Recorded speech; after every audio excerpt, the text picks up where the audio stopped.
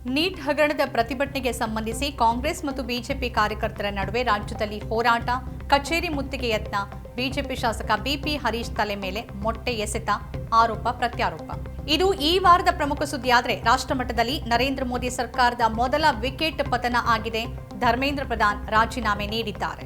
ಸಿಜೆಪಿಯ ಸಂಸತ್ ಚಲೋ ಸಂದರ್ಭದಲ್ಲಿ ಲಾಠಿ ಚಾರ್ಜ್, ಪೆಲೆಟ್ ಗನ್ ಬಳಕೆಗೂ ಬಗ್ಗದ ಜಂಜೆಗಳು, ರಾಷ್ಟ್ರಾದ್ಯಂತ ವ್ಯಾಪಿಸಿದ ಪ್ರತಿಭಟನೆ, ಬೀಳದಿಂದ ಹೊರಬಂದ ಬಹುತೇಕ ಗಣ್ಯರು, ಸಂಸತ್ ಒಳಗೆ ಹೊರಗೆ ವಿಪಕ್ಷಗಳ ಹೋರಾಟ, ಬೆಚ್ಚಿದ ಪ್ರಧಾನಿಯಿಂದ ಮಧ್ಯರಾತ್ರಿ ಸೆಲ್ಫಿ ವಿಡಿಯೋ ರಿಲೀಸ್, ಸಂಪುಟ ಸಭೆಯಲ್ಲಿ ಎನ್ಟಿಎ ಅಧಿಕಾರಿಗಳ ವಿರುದ್ಧ ಕ್ರಮ, ಉಪವಾಸವನ್ನ ಕೈಬಿಟ್ಟ ಸೋನಂ ವಾಂಗ್ಚುಕ್.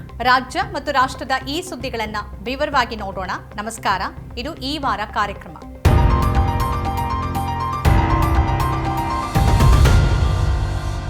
ನೀಟ್ ಹಗರಣಕ್ಕೆ ಸಂಬಂಧಪಟ್ಟಂತೆ ರಾಜ್ಯದಲ್ಲಿ ಬಿಜೆಪಿ ಮತ್ತು ಕಾಂಗ್ರೆಸ್ ಪರಸ್ಪರ ಕಚೇರಿಗಳ ಮುತ್ತಿಗೆ ಪ್ರಯತ್ನವನ್ನ ಮಾಡಿದ್ವು. ಈ ನಡುವೆ ಬಿಜೆಪಿಯ ಶಾಸಕ ಬಿಪಿ ಹರೀಶ್ ಮೇಲೆ ಮೊಟ್ಟೆ ಎಸೆತ ಕೂಡ ನಡೆಯಿತು. ಇದಕ್ಕೆ ಬಿಜೆಪಿ ತೀವ್ರ ಆಕ್ರೋಶವನ್ನು ವ್ಯಕ್ತಪಡಿಸಿತು.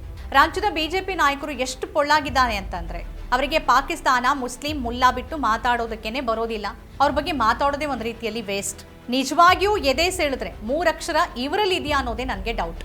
ಜಬ್ ಮೋದಿ ಡರ್ತಾ ಹೇ, ಹಿಂದೂ ಮುಸ್ಲಿಂ ಕರ್ತಾ ಹೇ. ಮುಂದಿನ ಪ್ರಧಾನಿ ಮದುವೆ ಆದೋರ್ ಬೇಕು. ಯಾಕೆ ಅಂತಂದ್ರೆ ಅವರು ಮನ್ ಕಿ ಬಾತನ್ನ ಹೆಂಡತಿ ಹತ್ರ ಮಾತಾಡ್ಲಿ, ಕಾಮ್ ಕಿ ಬಾತನ್ನ ನಮ್ ಜೊತೆ ಮಾತಾಡ್ಲಿ.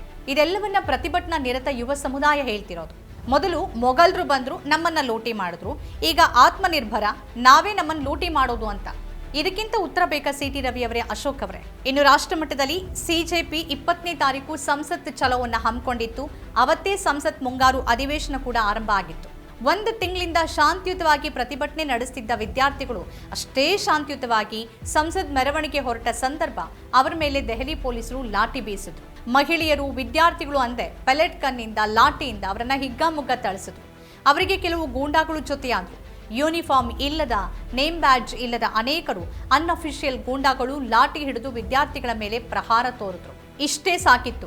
ಇಡೀ ದೇಶ ವಿದ್ಯಾರ್ಥಿಗಳ ಮೇಲಿನ ಈ ಬಲ ಪ್ರಯೋಗಕ್ಕೆ, ಲಾಠಿ ಚಾರ್ಜ್ಗೆ ಆಕ್ರೋಶ ವ್ಯಕ್ತಪಡಿಸಿದ್ರು. ನಿಮ್ಮ ಮನೆಯಲ್ಲಿ ಮಕ್ಕಳಿಲ್ವಾ ಅಂತ ಪ್ರಶ್ನೆ ಮಾಡಿದ್ರು. ಇಡೀ ಸೋಷಿಯಲ್ ಮೀಡಿಯಾ ಈ ವಿದ್ಯಾರ್ಥಿಗಳನ್ನ ಥಳಿಸುವ ವಿಡಿಯೋಗಳಿಂದ ತುಂಬಿತ್ತು. ಪ್ರತಿಭಟನೆ ಶಾಂತಿಯುತವಾಗಿ ನಡೀತಿರುವಾಗ ಯಾಕೆ ಈ ದರ್ಪ ಮತ್ತು ಪ್ರಹಾರ ಅನ್ನೋ ಪ್ರಶ್ನೆಗಳೆದ್ವು. ಅಲ್ಲಿಂದ ಶುರುವಾಗಿತ್ತು ನಿಜವಾದ ದೇಶದ ಯುವ ಜನತೆಯ ಉತ್ಸಾಹಭರಿತ ಹೋರಾಟ. ದೇಶಾದ್ಯಂತ ಯುವ ಜನತೆ ಹೋರಾಟಕ್ಕಿಳಿದ್ರು. ಬಿಹಾರ, ಅಹಮದಾಬಾದ್, ಮಹಾರಾಷ್ಟ್ರ, ಕರ್ನಾಟಕ, ಕೇರಳ, ಇನ್ನೂ ಅನೇಕ ಕಡೆಗಳಲ್ಲಿ ದೆಹಲಿಗೆ ತೆರಳಲಾಗದ ವಿದ್ಯಾರ್ಥಿಗಳು ರಸ್ತೆಗಿಳಿದು ತಮ್ಮ ಆಕ್ರೋಶವನ್ನ ಹೊರಹಾಕಿದ್ರು. ಪೊಲೀಸ್ ವ್ಯವಸ್ಥೆಗೆ ಎದುರಾಗಿ ನಿಂತ ಈ ಯುವ ಸಮೂಹ ಲಾಠಿಯಿಂದನಾದ್ರೂ ಹೊಡೀರಿ, ಗುಂಡಾದ್ರೂ ಹಾಕಿ, ನಮ್ಮ ಬೇಡಿಕೆಯನ್ನ ಈಡೇರಿಸಲೇಬೇಕು ಅನ್ನೋ ಕಹಳೆ ಮೊಳಗಿಸಿದ್ರು. ಅದರಂತೆ ಪ್ರಧಾನ್ ರಾಜೀನಾಮೆ ಪಡ್ಕೊಂಡಿದ್ದಾರೆ. ದೆಹಲಿ ಲಾಠಿ ಚಾರ್ಜ್ ಬಳಿಕ ಯಾವ ಮಟ್ಟಿಗೆ ಈ ಹೋರಾಟದ ಕಿಚ್ಚು ದೇಶ ವ್ಯಾಪಿಸಿತ್ತು ಅಂತಂದ್ರೆ, ಕಣ್ ತೆರೆದು ಮುಚ್ಚುವಷ್ಟರಲ್ಲಿ ಸೋಷಿಯಲ್ ಮೀಡಿಯಾ ಪ್ರಭಾವ ಮತ್ತು ಮುಖ್ಯವಾಹಿನಿ ಮಾಧ್ಯಮದ ಅನುಪಸ್ಥಿತಿಯಲ್ಲಿ ಹೋರಾಟವನ್ನ ಯಶಸ್ಸಿನ ಕಡೆಗೆ ಕೊಂಡೊಯ್ದಿತ್ತು. ಹೋರಾಟದ ಹಾದಿಗೆ ಸಾವಿರಾರು ನದಿಗಳು ಅನ್ನೋ ಹಾಗೆ ಈ ಯುವ ಜನರ ಜೊತೆ ಇಡೀ ದೇಶ ಒಟ್ಟಾಗಿ ನಿಂತಿತ್ತು. ಧರ್ಮೇಂದ್ರ ಪ್ರಧಾನ್ ರಾಜೀನಾಮೆಯ ಮುಖ್ಯ ಬೇಡಿಕೆಯೊಂದಿಗೆ ಹೋರಾಟಕ್ಕಿಳಿದ ಯುವ ಜನತೆಗೆ ಲಾಠಿ ಏಟು ಕೂಡ ತಟ್ಟಲಿಲ್ಲ. ಈ ನಡುವೆ ಹೋರಾಟದ ದಿಕ್ಕು ತಪ್ಪಿಸೋಕೆ ಮತ್ತು ಹಳ್ಳ ಹಿಡಿಸೋಕೆ ಪ್ರಯತ್ನಿಸಿದ ಮುಖ್ಯವಾಹಿನಿಯ ಮಾಧ್ಯಮಗಳು ಮತ್ತು ಕೆಲವು ಸಾಮಾಜಿಕ ಮಾಧ್ಯಮ ಬಳಕೆದಾರರು, ಇನ್ಫ್ಲೂಯೆನ್ಸರ್ಗಳು, ಬಲಪಂಥೀಯರ ಪ್ರಯತ್ನ ಫಲ ಕೊಡಲಿಲ್ಲ. ಯಾವ ಯುವಜನತೆಯನ್ನ ಅವರು ಮೊಬೈಲ್ ಬಿಟ್ಟು ಹೊರಗಡೆ ಬರೋದಿಲ್ಲ, ಬೀದಿಗಿಳಿಯೋದಿಲ್ಲ, ಈ ದೇಶದ ಸಮಸ್ಯೆಗಳ ಬಗ್ಗೆ ಅವರಿಗೆ ಅರಿವೇ ಇಲ್ಲ, ಪ್ರಬುದ್ಧತೆ ಇಲ್ಲ ಅಂತ ಹೇಳಲಾಗಿತ್ತು, ಅದೇ ಯುವಜನತೆ ಎಷ್ಟು ಸ್ಪಷ್ಟತೆ ಮತ್ತು ಪ್ರಬುದ್ಧತೆಯೊಂದಿಗೆ ಬೀದಿಗಿಳಿದಿದ್ರು ಅಂತಂದ್ರೆ, ಅವರಿಗೆ ಶಿಕ್ಷಣ ವ್ಯವಸ್ಥೆನೂ ಗೊತ್ತು, ಸಂವಿಧಾನನೂ ಗೊತ್ತು, ಈ ದೇಶದ ಆಡಳಿತವೂ ಗೊತ್ತು, ಸಮಸ್ಯೆನೂ ಗೊತ್ತು. ಧರ್ಮದ ಮೇಲೆ ವಿಭಜನೆ ಮಾಡೋರಿಗೆ ಅವರು ಪಾಠ ಹೇಳಿದ್ರು, ಪಕ್ಷ ಅಂತ ಮಾತಾಡೋರಿಗೆ ಬುದ್ಧಿ ಹೇಳಿದ್ರು, ಸರ್ವಾಧಿಕಾರ ಅಂದ್ರೆ ಏನು ಅನ್ನೋದನ್ನ ತಿಳಿಸಿದ್ರು. ನಮ್ಮ ಸಮಯ ಬಂದಿರಲಿಲ್ಲ, ಈಗ ಬಂದಿದೆ ಅನ್ನೋ ರೀತಿ ಅವರ ಪ್ರತಿಕ್ರಿಯೆ ಇತ್ತು.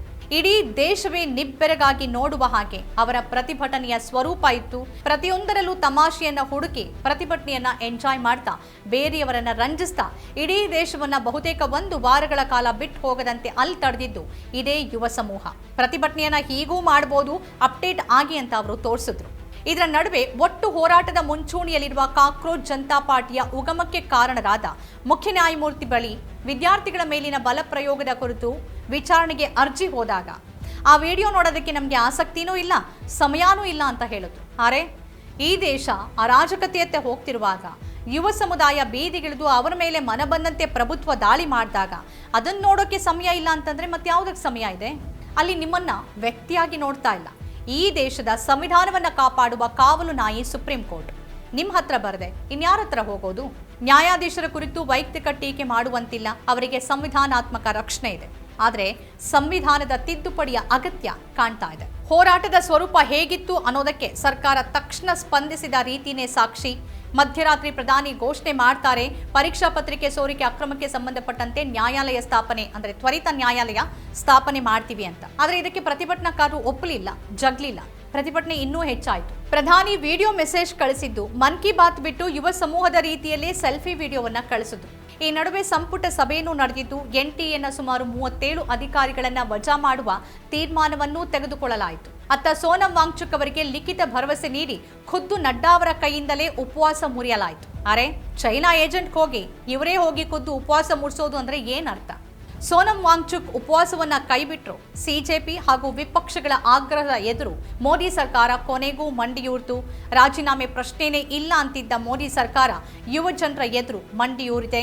ಧರ್ಮೇಂದ್ರ ಪ್ರಧಾನ್ ಶನಿವಾರ ಮಧ್ಯಾಹ್ನ ರಾಜೀನಾಮೆಯನ್ನ ಕೊಟ್ಟಿದ್ದಾರೆ. ಅಲ್ಲಿಗೆ 12 ವರ್ಷಗಳ ಸರ್ವಾಧಿಕಾರದ ಸರ್ಕಾರ 2 ದಿನದ ಹೋರಾಟಕ್ಕೆ ಬೆವ್ತು ಹೋಗಿದೆ ಅಂತ ಅರ್ಥ. ಈ 12 ವರ್ಷಗಳಲ್ಲಿ ಇದೇ ಮೊದಲ ಬಾರಿಗೆ ಅಘೋಷಿತ ಸರ್ವಾಧಿಕಾರಿ ಸರ್ಕಾರ ಅನಿವಾರ್ಯವಾಗಿ ಪ್ರತಿಕ್ರಿಯೆ ಕೊಡಬೇಕಾಗಿದೆ, ಕ್ರಮ ತೆಗೆದುಕೊಳ್ಬೇಕಾಗಿದೆ. ಯಾಕಂದ್ರೆ ಈ ಬಾರಿ ಅವರ ಎದುರು ನಿಂತಿದ್ದು ಪ್ರಗತಿಪರರಲ್ಲ, ಸಾಮಾಜಿಕ ಚಿಂತಕರಲ್ಲ, ಹೋರಾಟಗಾರರಲ್ಲ, ವಿಪಕ್ಷ ಅಲ್ಲ, ಬದಲಾಗಿ ಯುವ ಜನತೆ. ಅಕ್ಕಪಕ್ಕದ ರಾಷ್ಟ್ರಗಳಲ್ಲಿ ನಾವು ನೋಡಿದ್ವಿ, ನಮ್ಮ ದೇಶದ ಯುವ ಜನತೆ ಈ ದೇಶದ ಮಣ್ಣಿನ ಕಂಪನ್ನ ಬಿಟ್ಕೊಡ್ಲಿಲ್ಲ, ಹಿಂಸೆಗಿಳಿಲಿಲ್ಲ. ತಮಗೆ ಲಾಠಿ ಏಟು ಕೊಟ್ಟವರಿಗೆ ಗುಲಾಬಿ ನೀಡಿದ್ರು, ಚಾಕ್ಲೇಟ್ ಹಂಚಿದ್ರು. ಇದೇ ಈ ಮಣ್ಣಿನ ಗುಣ, ಈ ಮಣ್ಣಿನ ವೈಶಿಷ್ಟ್ಯ. ಒಂದೇ ಮಾತರಂ ಡಿಲಿಮಿಟೇಷನ್ ಬಿಲ್ ಅನ್ನ ಹಿಡಿದುಕೊಂಡು ಸರ್ವಾಧಿಕಾರ ಸರ್ಕಾರ ಕೂತಿದ್ರೆ ಇತ್ತ ಜನ ಅಧಿಕಾರವನ್ನ ಬಿಟ್ಟು ತೊಲಗಿ ಅಂತಿದ್ದಾರೆ. ಈ ಒಟ್ಟು ಬೆಳವಣಿಗೆಯಲ್ಲಿ ಗಮನಿಸಬೇಕಾದ ಪ್ರಮುಖ 4 ಅಂಶಗಳು. ಮೊದಲನೇದಾಗಿ, ಈ 12 ವರ್ಷಗಳಲ್ಲಿ, ಅದರಲ್ಲೂ ಕಳೆದ 2 ವರ್ಷಗಳಲ್ಲಿ ದೇಶದ ಜನರಲ್ಲಿ ಮಡುಗಟ್ಟಿದ್ದ ಆಕ್ರೋಶ ಈ ಸ್ವರೂಪದಲ್ಲಿ ಹೊರಬಂದಿದೆ. ಯಾಕಂದ್ರೆ ಸಿಜೆಪಿಯ ಪ್ರತಿಭಟನೆ ಮತ್ತು ಬೇಡಿಕೆ, ಧರ್ಮೇಂದ್ರ ಪ್ರಧಾನ್ ರಾಜೀನಾಮೆ ಸುತ್ತ ಇದ್ರು ಅಲ್ಲಿ ಸೇರಿದ್ದ ಜನ, ಬರ್ತಾ ಇದ್ದ ಜನ ನರೇಂದ್ರ ಮೋದಿ ಅವರ ಕೆಟ್ಟ ಆಡಳಿತ ವ್ಯವಸ್ಥೆ ಬಗ್ಗೆ ಮಾತಾಡ್ತಾ ಇದ್ರು. ಇದನ್ನು ಹೇಳೋದಕ್ಕೆ ಒಂದು ಅವಕಾಶ ಸಿಗದೆ ಚಡಪಡಿಸ್ತಿದ್ದ ಎಲ್ರಿಗೂ ಈ ಮುಖಾಂತರ ಒಂದು ವೇದಿಕೆ ಸಿಕ್ತು. ಎರಡನೇದು, ಯಾವ ಅಬ್ಬರದೊಂದಿಗೆ ನರೇಂದ್ರ ಮೋದಿ ಅಧಿಕಾರವನ್ನ ಸ್ವೀಕಾರ ಮಾಡಿದ್ರು, ಪ್ರಧಾನಿ ಬಗ್ಗೆ ಒಂದು ಮಾತನ್ನು ಆಡಬಾರದು ಅನ್ನೋ ಅಲಿಖಿತ ನಿಯಮ ಮತ್ತು ವ್ಯವಸ್ಥೆಯನ್ನ ಜಾರಿಗೆ ತಂದಿದ್ರು, ಅಂತಹ ಬಲಿಷ್ಠ ಪ್ರಧಾನಿಯೊಬ್ಬರು ಹಿಂದೆಂದು ಯಾವ ಪ್ರಧಾನಿನೂ ಆಗಿರದ ರೀತಿಯಲ್ಲಿ ಟ್ರೋಲ್ ಆದ್ರೂ ಕಾಮಿಡಿ ಪೀಸ್ ಆಗಿ ಪ್ರಧಾನಿಯನ್ನ ಮಾಡಲಾಗಿದೆ. ಮೂರನೇದು, ಸಂವಿಧಾನದ ರಕ್ಷಣೆಯಲ್ಲಿ ಪ್ರಜಾಪ್ರಭುತ್ವದ 4ನೇ ಅಂಗ ಆಗಬೇಕಾಗಿದ್ದ ಮಾಧ್ಯಮಗಳು ಆಳುವವರ ಬೂಟ್ ನೆಕ್ಕುವಾಗ ನಿಮ್ಮ ಸ್ಥಾನ ಎಲ್ಲಿದೆ ಅನ್ನೋದನ್ನ ಅಲ್ಲಿ ಸೇರಿದ್ದ ಜನತೆ ತೋರಿಸ್ಕೊಟ್ಟಿದ್ದಾರೆ. ಅವರ ತಕ್ಷಣದ ಕೋಪಕ್ಕೆ ವರದಿಗಾರರು ತುತ್ತಾಗಬೇಕಾಯ್ತು. AC ರೂಮ್ ಒಳಗೆ ಕೂತು ಸರ್ಕಾರಿ ನಿರೂಪಣೆಯನ್ನ ಮಾಡುವ ಮೇಲಿನ ಜನರಿಗೆ ಬಿಸಿಯಂತೂ ತಟ್ಟಿದೆ. 4ನೇದು, ಈ ದೇಶಕ್ಕೆ ಭವಿಷ್ಯ ಇಲ್ಲ, ಎಲ್ಲವೂ ಮುಗಿದು ಹೋಯಿತು, ಸರ್ವಾಧಿಕಾರದ ಘೋಷಣೆ ಒಂದೇ ಬಾಕಿ ಅಂತ ಒಳಗೊಳಗೆ ಚಡಪಡಿಸ್ತಿದ್ದ, ಸಮಾಜಕ್ಕಾಗಿ ಮಿಡಿತಾ ಇದ್ದ ಕೋಟ್ಯಾಂತರ ಜನರಲ್ಲಿ ಈ ದೇಶದಲ್ಲಿ ಪ್ರಜಾಪ್ರಭುತ್ವಕ್ಕೆ ಅವಕಾಶ ಇದೆ ಮತ್ತು ಈ ಮಣ್ಣು ಅದನ್ನ ಬಿಟ್ಟು ಕೊಡಲಾರದು ಎನ್ನುವ ಬಹುದೊಡ್ಡ ಆಶಾಭಾವನೆಯನ್ನ ಮೂಡಿಸಿದೆ. ಸರ್ಕಾರ ಶಾಶ್ವತ ಅಲ್ಲ, ಅಧಿಕಾರವೂ ಶಾಶ್ವತ ಅಲ್ಲ. ಕೋಟೆ ಕಟ್ಟಿ ಮೆರೆದವರೆಲ್ಲ ಏನಾದ್ರು ಅಂತ ನಾವು ಕಂಡಿದ್ದೀವಿ. ಅಂತ ಇಂದಿರಾ ಗಾಂಧಿ ಅವರನ್ನೇ ಜನ ಬಿಡ್ಲಿಲ್ಲ. ಪ್ರಸ್ತುತ ನರೇಂದ್ರ ಮೋದಿ ಸರ್ಕಾರ ಕೂಡ ಇದೇ ಸ್ಥಿತಿಯಲ್ಲಿದೆ. ಸಾಲು ಸಾಲು ಹಗರಣಗಳು, ಅಸಮರ್ಥ ಸಚಿವರುಗಳು ಅವರನ್ನ UPA ಸರ್ಕಾರಕ್ಕಿಂತಲೂ ಅತ್ಯಂತ ಕೆಳಮಟ್ಟಕ್ಕಿಳಿಸಿದೆ. ನರೇಂದ್ರ ಮೋದಿ, BJP, RSS ಬತ್ತಳಿಕೆಯ ಬಾಣಗಳು ಖಾಲಿಯಾಗಿವೆ. ಹಿಂದೂ ಮುಸ್ಲಿಂ ನಾಣ್ಯ ಸವಕಲಾಗಿದೆ. ಬ್ರಹ್ಮಾಂಡ ಭ್ರಷ್ಟಾಚಾರ ನಡೀತಾ ಇದೆ.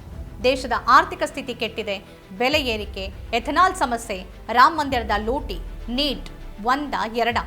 ಈ ಹೋರಾಟ ಇಲ್ಲಿಗೆ ನಿಲ್ಲೋದಿಲ್ಲ. ಯಾಕಂದ್ರೆ ನರೇಂದ್ರ ಮೋದಿ ಸಂಪುಟದಲ್ಲಿರುವ ಬಹುತೇಕ ಸಚಿವರು ಅಸಮರ್ಥರೇ.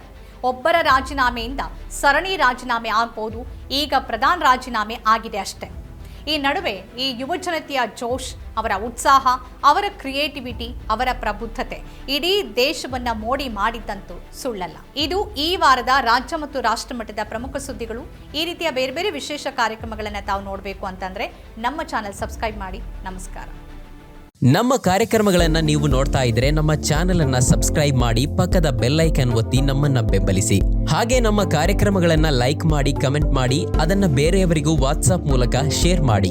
ನೀವು ಹೀಗೆ ಮಾಡಿದಾಗ ನಮ್ಮ ಚಾನೆಲ್ ಇನ್ನಷ್ಟು ಮತ್ತಷ್ಟು ಜನರಿಗೆ ತಲುಪಲು ನೀವು ನಮ್ಮೊಂದಿಗೆ ಸಹಕರಿಸಿದ ಹಾಗಾಗುತ್ತೆ. ಇದು ನೀವು ಯಾವುದೇ ಖರ್ಚಿಲ್ಲದೆ ಕೆಲವೇ ಸೆಕೆಂಡುಗಳಲ್ಲಿ ನೀಡಬಹುದಾದ ಸಹಕಾರ. ಧನ್ಯವಾದಗಳು.